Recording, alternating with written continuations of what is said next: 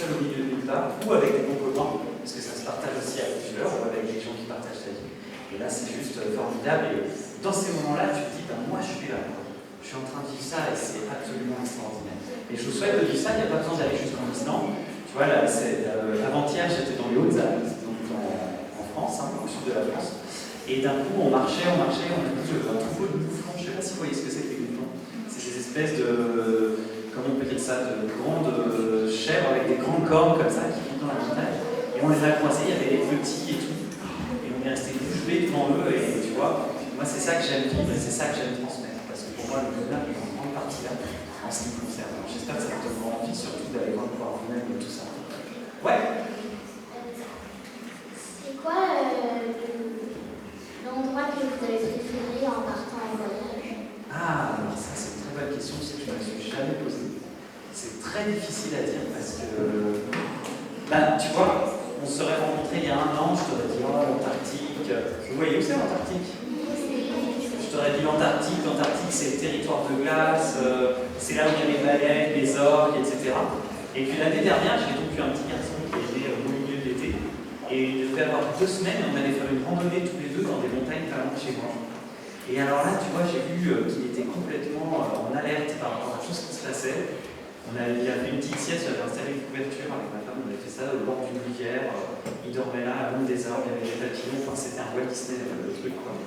Et tu vois, donc je t'aurais dit l'Antarctique il y a 1 an, et là ça m'a permis de comprendre qu'en fait cet émerveillement que j'ai eu en Antarctique, je pouvais vivre à 100 km de chez moi. Et que la puissance en fait n'était pas liée à ce que je voyais en face de moi, mais au moment où j'étais en train de vivre. Donc je te dirais que c'est partout où tu peux aller et vivre des émotions très fortes, tu vois.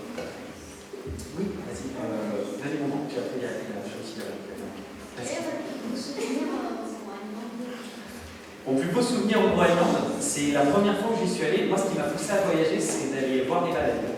Depuis que je suis enfant, je rêvais la nuit de voir des baleines. Et un jour, je suis allé en Polynésie française. Je sais pas, vous voyez où c'est la Polynésie? Vous savez, les cocotiers, les plages de sable blanc, tout ça. Et j'ai eu la chance d'aller nager avec les baleines. Donc ça, c'était un élément incroyable. Et après, je me suis dit, je vais continuer à voyager pour voir les baleines. Et l'hiver, elles vont au Groenland se nourrir, dans l'hémisphère nord en tout cas dans l'Atlantique, pardon, elles vont au Groenland se nourrir. Et j'ai eu la chance d'être, lors de mon premier voyage, dans l'eau, pas loin d'un iceberg, sur un petit bateau. Et là, il y a 2 baleines qui sont sorties, qui se nourrissaient devant le bateau. Donc toi, tu es assis sur ton bateau, tu es au ras de l'eau, et tu entends comme ça parce qu'elle souffle.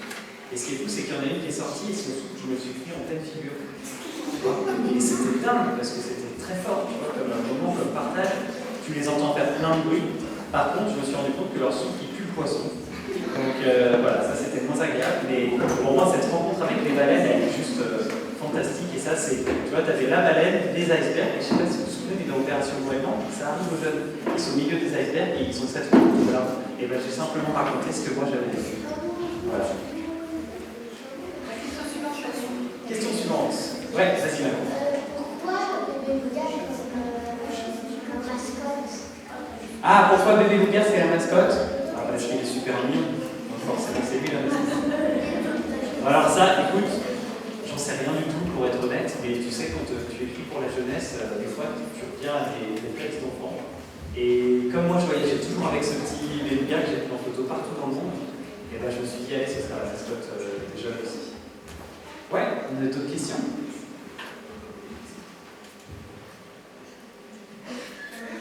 Ça va, t'as pas une question? Non, si, oui. Il y en a une là-bas. Alors attends, on écoute là-bas. Pourquoi, au début de l'histoire, vous avez appelé bébé Bouddha des licornes de mer? Ah, les narvals, tu veux dire. Et bien en fait, les narvals, vous savez, ils ont, on le voit là sur le dessin, vous voyez, ils ont une sorte d'épée comme ça, vous voyez. À votre avis, c'est quoi ça? Ouais, c'est une dent, effectivement. C'est une dent, c'est pas une corne, c'est une dent. Et donc en fait, on les appelle les licornes de mer parce que justement, elles ont cette espèce de dent ici qui ressemble à une corne, comme une licorne. Et quand tu les vois, je pense aussi qu'il y a ça, puis il y a un côté magique. C'est-à-dire que c'est des animaux qui sont très difficiles à observer, qui sont très craintifs. Ils arrivent vraiment à se cacher dans la banquise. Donc quand tu vois arriver un beluga, un narval, pardon, et que tu as la chance de le voir, wow, ça te fait un truc tellement fort qu'il y a à la fois le physique de la licorne, un peu comme sur ton minuscule d'ailleurs. Et en même temps, il y a le côté magique de voir apparaître ces animaux. Alors, qui d'autre? Ah, ça va. Le retour.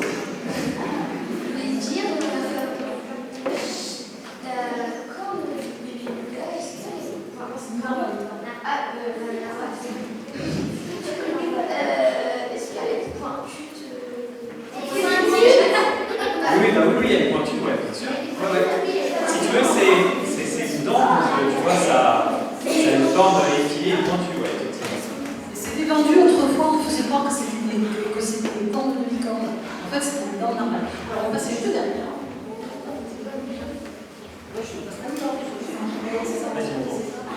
Dans la suite, pas dans la suite, mais vous aimeriez faire le tour du monde un jour ou pas?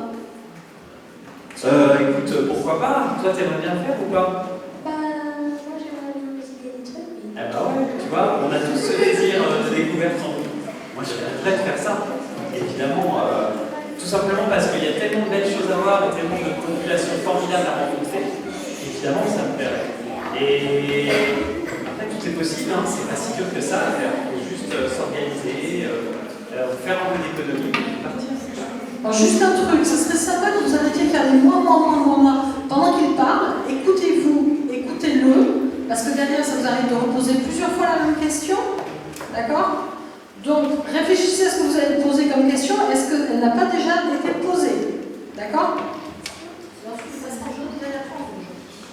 Pourquoi vous avez décidé d'être écrivain? Alors, j'ai pas décidé d'être écrivain, mais par contre, en fait, pas pour te dire que j'ai rien fait pour ça. Voilà, il faut me dire les choses telles quelles. La manière dont j'ai rencontré un éditeur qui m'a permis de devenir écrivain, c'est que j'étais au mariage d'une de mes meilleures copines, et à côté de moi, il y avait une éditrice qui était assise, qui faisait ses livres-là, qui m'a dit, bah tiens, si on faisait des livres ensemble, ça serait super. Donc, tu vois, je n'ai pas cherché à l'être. Par contre, tu vois, moi, quand j'étais petit, ce que j'adorais faire, c'était prendre mon vélo. J'habitais à la campagne, dans les montagnes, et partir comme ça dans la nature. Et je regardais les avions, je m'imaginais des histoires. Et mon plaisir à moi, c'était d'écrire après derrière. J'avais un cahier sur lequel j'écrivais. Et aujourd'hui, tu vois, j'ai l'impression que je fais ce que je faisais quand j'avais 5 ans. Enfin, 5 ans, je savais pas écrire. Quand j'avais 10 ans. Et ça, par contre, c'est génial, tu vois. C'est ça qui m'a poussé à écrire. Parce que quand j'écris, je suis bien, je suis heureux et ça me plaît. Donc c'est avant tout, tu vois, un ressenti très fort. Parce que moi, c'était des modes d'expression, comme d'autres avaient le foot, comme d'autres avaient la danse, comme d'autres avaient des sports, des activités culturelles. Alors, qui d'autre après? Il est où le micro?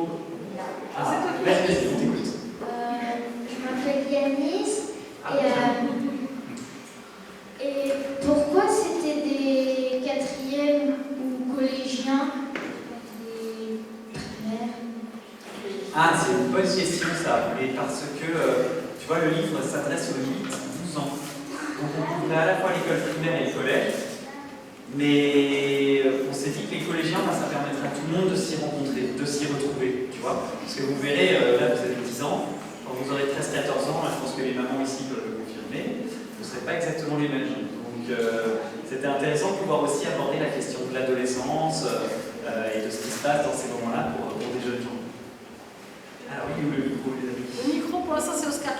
Ah, c'est Oscar. Les deux, vous n'avez pas des questions à poser aussi? Parce qu'il n'y a pas raison que vous ayez pris une parole. Non.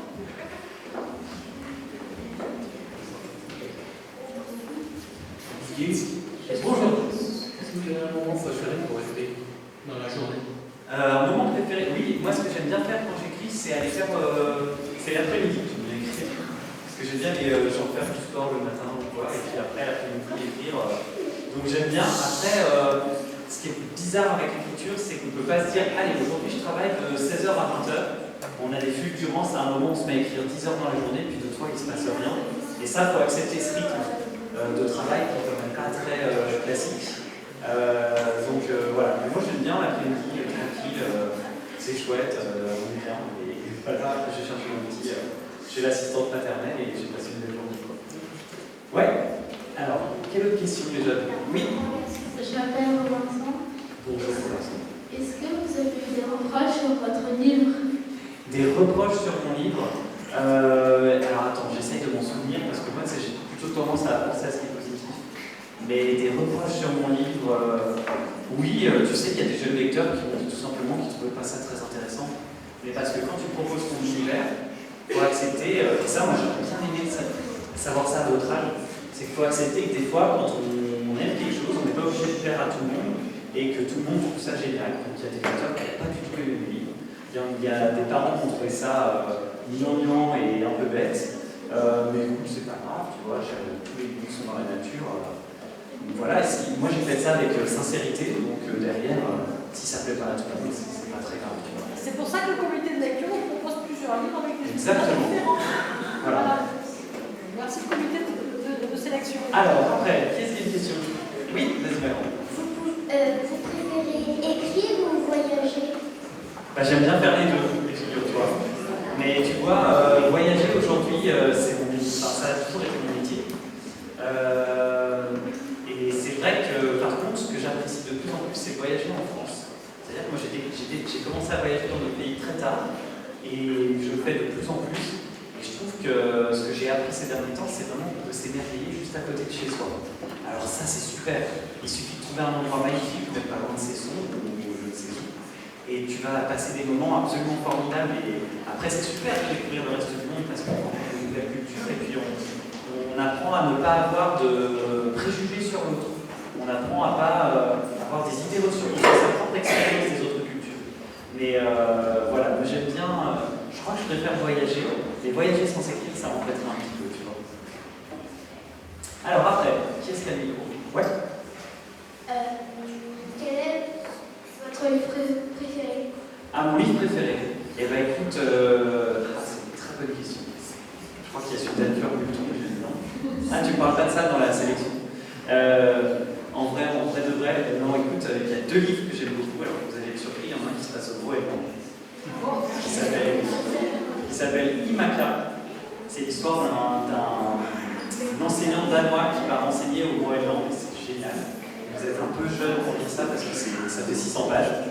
Et le deuxième s'appelle Une vie entière, ça pour les adultes, je vous conseille, c'est un auteur autrichien qui s'appelle Robert Zettler et qui raconte comment une vallée sauvage devient une vallée touristique dans les montagnes autrichiennes, et c'est absolument hallucinant. Voilà. Mais après, tu vois, moi quand j'étais petit, ce qui m'avait fasciné, c'était la vie de Charlie Chaplin. Vous voyez qui c'est, Charlot, et tout ça. Et j'avais lu sa vie, c'est une vie de jeune garçon pauvre qui va réussir à exprimer son potentiel. Oh, mais ça m'avait tellement marqué ça, j'avais trouvé ça formidable. Donc je dirais que quand j'avais ton âge, j'avais lu ce roman, je ne sais plus comment il s'appelle, mais en 1 fois. Ça faisait 100 pages. Alors après. Pourquoi ils sont 4 ou pas 5?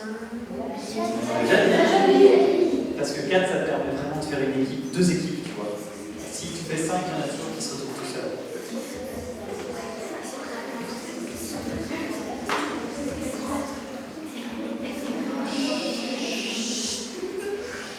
Est-ce que tu tournes dans d'autres émissions que Échappée Belle? Alors pour l'instant, non. Peut-être un jour, tu vois. Mais aujourd'hui, c'est une émission qui me prend beaucoup de temps aussi, tu sais. Parce que pour faire Échappée Belle, il faut voyager, il faut se déplacer, il faut laisser un peu sa famille derrière soi.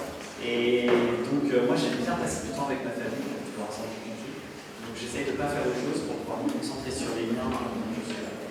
Voilà. Ouais, alors qui a le micro?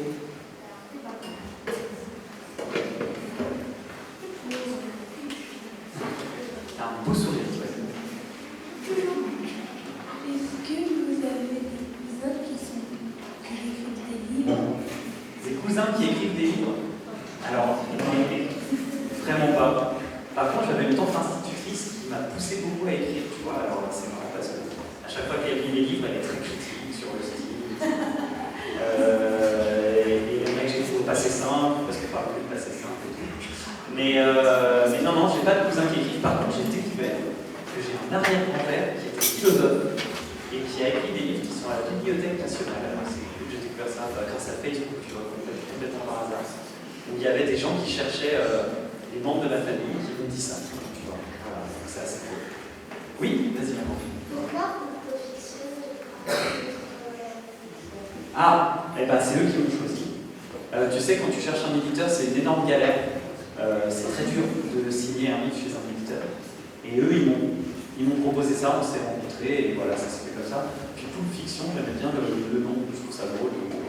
Ça raconte bien un peu l'état d'esprit de cet éditeur, c'est super. Vous avez rencontré hein, les autres écrivains, vous avez vu, ils sont sympas. Donc voilà, il y a une bonne petite bande, on était les 4 premiers, et on a vraiment, tu vois, ils savaient que je venais aujourd'hui, ils m'ont tous envoyé un petit mot, je trouvais ça très agréable. Et t'envoies tous au bon. Ah bah oui. Alors après, les amis. Alors. Bonjour, je m'appelle Laure. Comment vous avez connu la NYC? La comment?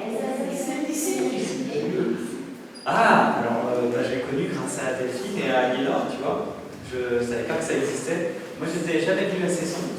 Donc c'est grâce à cette expérience-là que j'ai pu vous connaître et connaître en même temps ce lieu. Mais avant, je n'étais jamais venu. Alors après, les amis.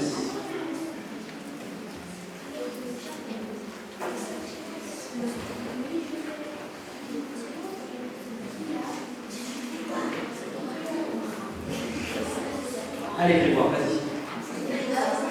Ah non? D'accord. Grégoire. Allez, vas-y.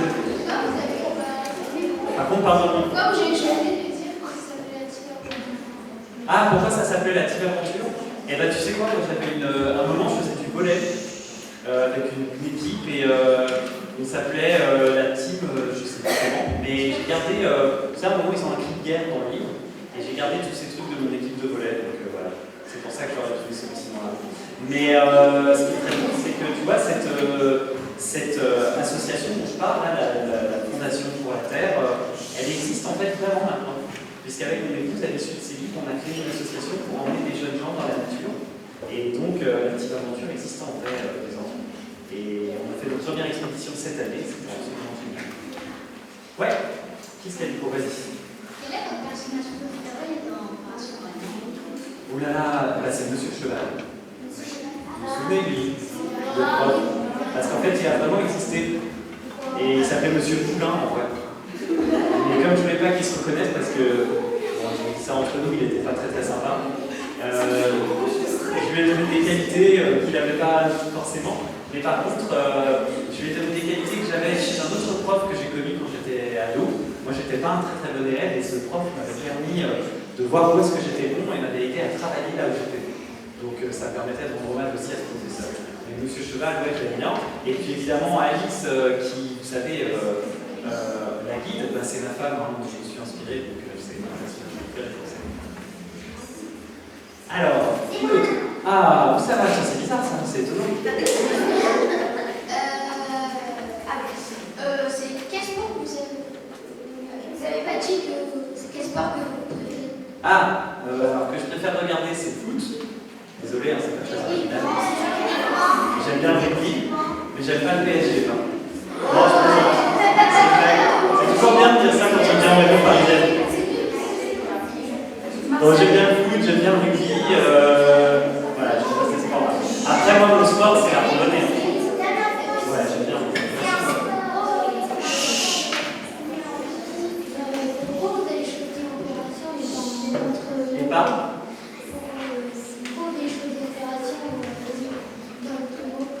Ah, bah parce que tu vois, il y a un petit côté aventure quand même dans ce livre. Et opération, ça faisait aller, on a une mission à mener, on y va. Quoi. Tu vois, ça faisait un peu James Bond, mais bon, c'est un James Bond pour les petits. Mais j'aime bien ce que j'ai. Oui. Les livres qui sont de la série préférée, à part le vôtre, lequel vous préférez? Dans les 4 livres qui sont là, Tu peux plus influencer le compte de sa livre. c'est difficile à dire ça, tu vois. Parce que ces 4 livres, moi je vous souhaite bonne chance pour vous lire, parce que ces 4 livres qui n'ont tellement rien à voir que. Je ne peux pas te dire. Ça, c'est compliqué pour moi de te répondre, tu vois. Voilà. Honnêtement, je n'arriverai pas à choisir. Tu sais, ils sont pas obligés de choisir et mettre une note à chaque livre. Oui, oui. Donc, ils peuvent avoir 4 ex aussi. Voilà. Mais en tout cas, moi, choisir un livre que je préfère, non, là, je suis désolé de ne pas faire. Les autres sont super, hein, j'ai beaucoup aimé. Et tu sais, alors ce qui est drôle, pour répondre ainsi à ta question, c'est que Cécile Alix, qui fait Leonardo, C'est la plus âgée de nous tous, c'est celle qui a le plus d'expérience dans ce domaine-là. Tu vois, Paul, qui a fait Pour le renard qui perd et à couleur, notre premier livre, jeunesse, c'était cela. Et Cécile, elle nous a tous aidés à écrire. C'est-à-dire qu'on est tous arrivés à elle pour lui demander des conseils, lui faire relire des choses. Donc voilà, moi je dirais que Cécile, pour moi, c'est en tout cas celle qui a le plus d'expérience et puis aussi beaucoup de talent. Lisez ses autres livres, c'est absolument formidable. Alors, qui d'autre?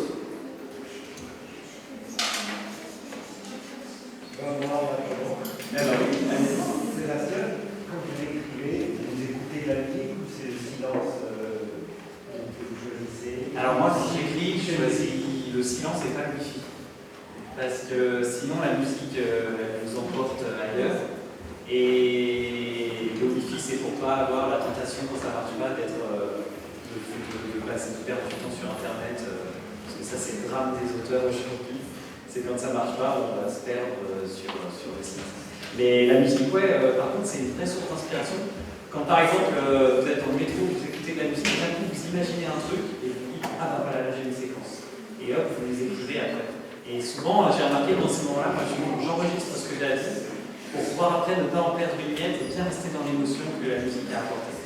Mais après, des fois, il faut s'en méfier aussi, parce qu'un livre doit passer par plein d'émotions différentes. Et donc, il faut des fois savoir sortir de tout ça pour se remettre les pieds sur terre et suivre son récit. C'est pas facile, hein. C'est un mélange de technique et d'émotion d'écrire un livre. C'est pas évident. Ouais. Et quand vous écrivez pas, vous faites quoi de vos journées? Ah, c'est une autre question, ça. Alors, je travaille dans d'autres choses, déjà, parce que écrire.